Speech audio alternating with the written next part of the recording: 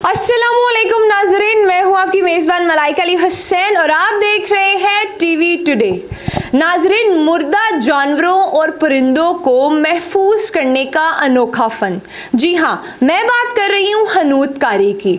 आज मैं आपकी मुलाकात करवाने जा रही हूँ एक ऐसे ही ख़ानदान से जो पिछले 100 सालों से मुर्दा जानवरों को महफूज बना रहा है। तो आइए इस हवाले से मज़ीद गुफ्तगू कर लेते हैं इन्हीं से ही। अस्सलाम वालेकुम सर। वालेकुम अस्सलाम।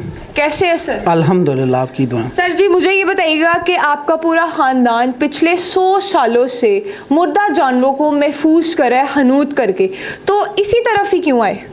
बेसिकली ये है कि जो मेरे नाना थे वो जब स्वाबी से आए गांव से लाहौर है, तो उन्होंने अंग्रेज़ों के साथ मिलकर लाहौर ज़ू बनाया। अच्छा। और वो पहले एम्प्लॉय थे जो लाहौर ज़ू के मुलाजमीन के तौर पे भी थे। अच्छा। दूसरे मेरे दादा थे जिनकी बाकायदा पेंशन भी लगी।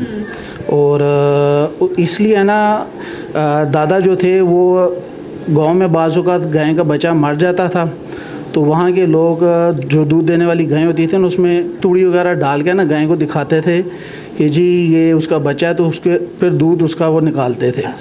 तो 1918 की ये बात है, तो लाहौर ज़ू में एक 12 सिंगा मार गया। उसके बहुत बड़े सिंग थे। तो दादा ने कहा क्यों ना इसको उस तरीके से हम बनाए, तो उन्होंने उस तरीके से उसको महफूज किया। उस टाइम के हिसाब से उन्होंने अपने तरीके से उसको महफूज कर लिया। लेकिन वक्त के साथ साथ उन्होंने वो काम मेरे ताया को सिखाया। ताया ने उस काम को बढ़ाते हुए 1965 में ये काम मेरे वालिद साहब को सिखाया। जिन्होंने बाकायदा फिर बिज़नेस के तौर पे ये काम किया, क्योंकि पूरी फैमिली मेरी ज़ू में थी। उस हिसाब से उनको शौक़ था, वालिदैन को भी शौक़ था जानवरों का बहुत ज़्यादा। तो वालिद ने काम बाकायदा बिज़नेस के तौर पे इस्तेमाल किया और उन्होंने उसके बाद ये काम बड़े भाइयों को भी सिखाया। तो फिर वक्त के हिसाब से 2005 से ये काम शौकिया तौर पे मैंने स्टार्ट किया, क्योंकि मुझे वाइल्ड लाइफ से बहुत ज़्यादा लगाव था। मेरी कोशिश यही है कि पहले जानवर को जंगल में बचाया जाए, ठीक है, जंगलात बचाया जाए, जानवर को उधर महफूज किया जाए। लेकिन अगर वो मर जाए तो एज ए एजुकेशन पर्पस उसको ज़ाया ना होने दिया जाए, उसको स्टूडेंट्स को दिखाया जाए, उनको बताया जाए कि इनकी फ़िज़ीक कैसी है, इनके कलर कैसे हैं, और ये बाकायदा उनके सामने एज आ डेकोरेशन पीस महफूज रह सके। ठीक है सर, मुझे ये बताइएगा कि कौन कौन से जानवर अभी तक आपने जो है वो हनूत किए? मैंने अल्हम्दुलिल्लाह बहुत से स्पीशीज़ के जानवर और परिंदे स्टफ़ कर लिए अल्हम्दुलिल्लाह। जिसमें अगर हेड के तौर पे देखा जाए तो ज़राफ़े का हेड स्टफ़ किया है। अच्छा। और मुकम्मल ऊँट स्टफ़ किया है। पूरा जो कंप्लीट होता है, जो छोटे से छोटा होता है वो उसमें आप देख लें कि एक चूहे को, वो माइस को स्टफ़ किया है। अच्छा। और परिंदों में हैमिंग बर्ड, पर्पल सन बर्ड ये स्टफ़ किया, और जो सबसे बड़ा परिंदा शुतुरमुर्ग वो भी स्टफ़ किया अल्हम्दुलिल्लाह। सर मुझे ये बताइएगा कि इसका प्रोसीजर क्या है, किस तरीके से हनूत करते हैं और क्या चीज़ होती है वो बताइएगा कि क्या फिल करते हैं? इसमें ये होता है कि केमिकल के ऊपर डिपेंड करता है, मटीरियल के ऊपर डिपेंड करता है, क्योंकि टैक्सीडर्मी का ना 5 से 6 टाइप की टैक्सीडर्मी है। तूड़ी में भी होती है, काटन में भी होती है, फाइबर में भी होती है, पीयू फोम में भी होती है। तो उसमें ये होता है कि जानवर को पहले देखा जाता है कि उसके अंदर कोई बीमारी तो नहीं, यानी वो मर गया है, वो पोल्ट्रीफाइड तो नहीं है, वो ख़राब तो नहीं हो गया। उसके बाद उसके ऊपर कीड़े मार स्प्रे किया जाता है, फिर उसकी खाल उतारी जाती है। और जो जो चीज़ उसमें चाहिए होती है, जैसे परिंदों में चोंच, सर, पाँव इसके चाहिए होते हैं, वो उसके साथ उतारे जाते हैं। उसके बाद सब कुछ क्लियर करने के बाद उसको एक स्टफिंग पाउडर लगाया जाता है, और फिर उसको बाकायदा लोहे का फ्रेम बना के और उसकी काटन से फिलिंग की जाती है, और बाकायदा उसकी शेप दी जाती है कि उसमें यह है कि क्लाइंट की क्या डिमांड है, क्लाइंट की डिमांड के ऊपर भी चलता है। और कुछ अगर हमारा ज़ाती हो, जैसे किसी प्राइवेट फार्म वाले का मर जाता है, वो अपने लिए नहीं बनवाना चाहता, तो वो हम पे सेल कर देता है। अच्छा। तो हम उससे बाकायदा वो परचेज़ करते हैं, क्योंकि प्राइवेट फार्म अब बहुत ज़्यादा बन चुके हैं। हाँ। तो वो बाकायदा लाइसेंस होल्डर भी होते हैं, तो हम उनसे वो ले लेते हैं और फिर हम अपने हिसाब से उनको स्टफ़ करते हैं। ठीक है सर, मुझे ये बताइएगा कि एक जानवर को हनूत करने में कितना वक्त लगता है? ये जानवर की कंडीशन के ऊपर डिपेंड करता है और मटीरियल के ऊपर डिपेंड करता है। और एक परिंदा हो यानी कम से कम 2 दिन लगते हैं, ज़्यादा से ज़्यादा 1 महीना लगता है। 1 महीना लग जाता है? जी, 1 महीना लग जाता है। वो खाल का प्रोसीजर होता है। हाँ। कि उसकी ट्रेनिंग करनी है, उसकी शेविंग करनी है, उसके बाद बॉडी बनानी होती है। हाँ। एक एक चीज़ देखनी होती है कि हमने उसको किस क्वालिटी में बनाना होता है। और सर मुझे इनकी आँखों के बारे में बताइएगा। अभी भी मैं देख रही हूँ यहाँ पर बहुत से जानवर जो है वो आपने हनूत किए हुए, तो इनकी जो आइज़ हैं वो आपने इनकी ओरिजिनली यूज़ करनी है? है? नहीं, ये जो आइज़ होती हैं ये ख़त्म हो जाती है फिर। हाँ जी, ये आर्टिफिशियल आंखें इस्तेमाल करते हैं, यानी ज़्यादातर वो बेंटे इस्तेमाल करते हैं या इंपोर्टेड आइज़ जो होती है जो गिलास की तैयार होती हैं वो इस्तेमाल करते हैं। ठीक है, ये आपने बड़ी एक अनोखी बात बताई कि भाई इनके लिए बेंटे भी इस्तेमाल हो सकते हैं। बिल्कुल बिल्कुल, इसमें वो इस्तेमाल होते हैं जो बाकायदा पेंट होते हैं। वो हमारी मर्ज़ी, हम ब्लैक पेंट करें, येलो करें, रेड करें, आपकी मर्जी है। मुझे ये बताइएगा सर जी कि आपने अभी जितने भी जानवर हनूत किए हैं, कोई किस जानवर में सबसे ज़्यादा वक्त लिया? मैंने तो अगर देखा जाए वक्त के साथ तो ज़्यादातर जो ज़्यादा टाइम लेता है वो होता है कि बारीक बीनी का। अच्छा। बाज़ औक़ात कोई ऐसा होता है वो कहता है मेरी चीज़ बहुत ज़्यादा अच्छी तैयार हो, तो वो चाहे छोटा हो या बड़ा हो या दरमियाने साइज़ का हो, तो वो उस हिसाब से मटीरियल के हिसाब से उस पर टाइम लगता है कि बंदा कहता है ये चीज़ एंटीक है, ये बहुत नायाब है, और उसके ऊपर क्लाइंट कहता है कि कोई बात नहीं, ख़र्चा मेरा हो जाए लेकिन चीज़ मेरी ज़्यादा महफूज हो, तो उसके ऊपर केमिकल के साथ उसका बहुत ज़्यादा टाइम लग जाता है। बाज़ औक़ात 1 महीने से 1.5 महीने पे भी बात चली जाती है।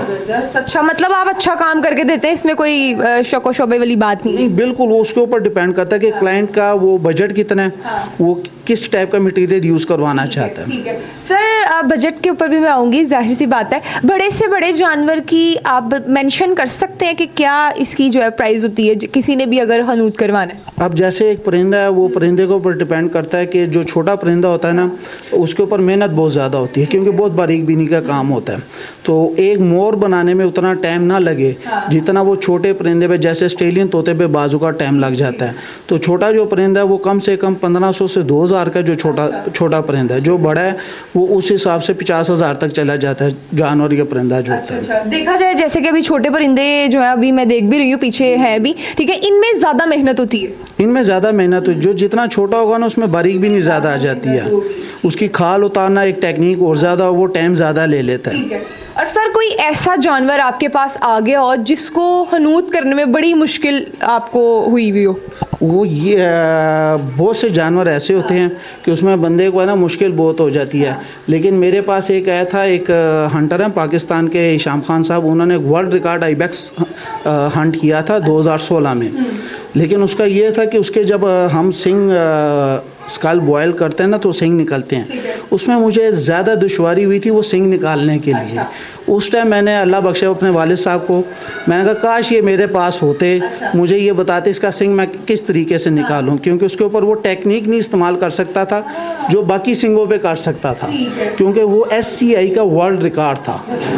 तो उस चक्कर में वो इतनी मैंने दुआएं की कि वालिद साहब ने ख्वाब में आके एक हिरन का सिंग निकाला। ख्वाब में भी आए थे? फिर ख्वाब में आए और कहते इस तरीके से ये सिंग कभी फंस जाए कहीं पे तो इस तरीके से तूने हिरन का सिंग निकालना है। तो सुबह होते ही मैंने वो तरीका उस हिरन पे इस्तेमाल किया, उस आइबेक्स पे, तो अल्लाह के करम से वो सिंग निकाला। अच्छा सर, नस्ल दर नस्ल जो है वो इस चीज़ का आगाज़ होता जा रहा है, आपने अपनी औलाद को आगे इस चीज़ में आने की कोशिश की है?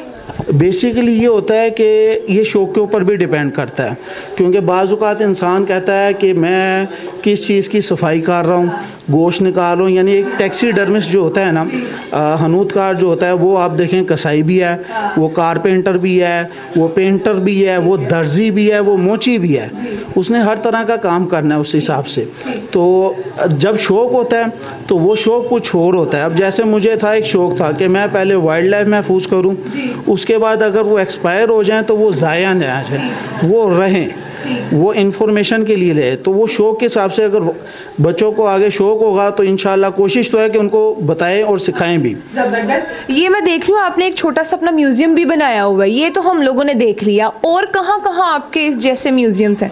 बहुत से म्यूज़ियम है। अब जैसे योवास पत्तोकी में स्टूडेंट्स के लिए म्यूज़ियम है, यूनिवर्सिटी में बना है, मैं एज अ टैक्सीडर्मिस्ट भी उधर हूँ। और GCU में भी म्यूज़ियम है, पंजाब यूनिवर्सिटी में म्यूज़ियम है, और जल्लो में भी एक वाइल्ड लाइफ म्यूज़ियम है, और इस तरह पाकिस्तान में और भी बड़े म्यूज़ियम है। अभी पेशावर में रिसेंटली उन्होंने बनाया वाइल्ड लाइफ म्यूज़ियम, और अल्लाह का शुक्र है हर म्यूज़ियम में थोड़ी थोड़ी कंट्रीब्यूशन मैंने की हुई है। सर, किसी जो न्यू कमर ने आपसे आके ये चीज़ को सीखना हो तो उसका क्या प्रोसीजर और कितने अरसे में ये चीज़ सीख सकता है? अब मैं आपको बताऊं, मैंने बचपन से ये काम देखा, वाइल्ड लाइफ देखी, ज़ू देखा, सब कुछ देखा, फील्ड देखी, टैक्सीडर्मी के काम वाले साहब भाइयों में देखा। मैं अभी तक कहता हूँ कि मुझे 20 साल हो गए, मैं अभी तक कंप्लीट नहीं हुआ। ठीक है। हमारे जो न्यू कमर है ना, वो कहते हैं हम जल्दी जल्दी सीख लें, हर काम जल्दी से। मैंने 3 साल स्किन्स उतारी हैं खाली। वाले साहब ने कहा 3 साल खाले उतारो, फील्ड में जाओ, पहले जानवरों को देखो, उनको वो करो। टैक्सीडर्मी के लिए आज तक किसी जानवर का हंट नहीं किया, ना मारा है, ना वो किया कि नहीं, रिज़्क अल्लाह ने देना है। टैक्सीडर्मी के लिए कोई चीज़ नहीं मारनी। अगर हमारे पास कोई परिंदा आ जाए या कोई जानवर हो जाए, वो इंजर्ड होता है, ज़ख्मी होता है, किसी की टांग टूटी होती है, कोई अंधा होता है, तो हमारी कोशिश होती है पहले इसको हम बचाएं, जितना ये बच सकता है इसको बचाएं। अगर वो अपनी तभी मौत मार गया या उसका लास्ट स्टेज है, फिर उसका वो होता है, वो अपनी मौत मार जाए उसके बाद। लेकिन कोशिश, अब बाज़ एक बंदा एक परिंदा ले मेरे पास, वो वो गनी फॉल थी, तो वो कहता है ये स्टफ़ कर दे। मैं कहा जी अब इसको स्टफ़ क्या करना है, तो उन्होंने कहा जी आपकी मर्ज़ी। तो वो तकरीबन 1.5 महीने तक वो मेरे पास रही। उसके बाद वो अपनी तभी मौत मरी, क्योंकि रिज़्क तो अल्लाह ने देना, वो अपना रिज़्क खाती थी। तो उसकी ये नहीं कि उसको उसके हाल पे छोड़ दिया, उसकी मेडिसिन, उसकी केयर टेकिंग करना, हर चीज़ करना। तो जो तभी मौत मार जाए उसकी टैक्सीडर्मी कुछ और होती है, लेकिन टैक्सीडर्मी के लिए कभी कोई चीज़ ना मारी है ना मारेंगे। सर मुझे ये बताइएगा, किसी इंसान का कोई पसंदीदा परिंदा या जानवर है, आपके पास लेकर आए हैं, आपने उसे हनूत करके दे दिया, कितने अरसे तक ये महफूज रहेगा? इसका ये होता है कि पहले वो उन्होंने मटेरियल कौन सा यूज़ करवाया है। अगर लो भी करवाया है तो उसमें ये होता है कि उसकी केयर टेकिंग चाहे अच्छे हो या लो। अच्छा, मैं यहाँ पे आपसे ये क्लियर करना चाहूँगी, जो देख रहे हैं हमारे नाज़रीन, उनको ये बताइएगा कि मटेरियल वाइज भी ये जो है कैटेगरीज हैं? बिल्कुल मटेरियल वाइज होता है कि हर चीज़ के ऊपर मटेरियल के ऊपर डिपेंड करता है, लो है, मीडियम है और अच्छी क्वालिटी वाला है। लेकिन आपने अगर बनाया भी है तो उसकी देखभाल भी होती है। अगर आप इसको पैक करके शॉपर में रख देंगे तो 2 साल में इसमें खुद ब खुद कीड़े पैदा हो। देखभाल क्या है वो बताइएगा? देखभाल ये है कि आपने हर 6 महीने बाद इसकी डस्ट हटानी है और इसके ऊपर टाइफोन या किंगटॉक्स का स्प्रे करना है।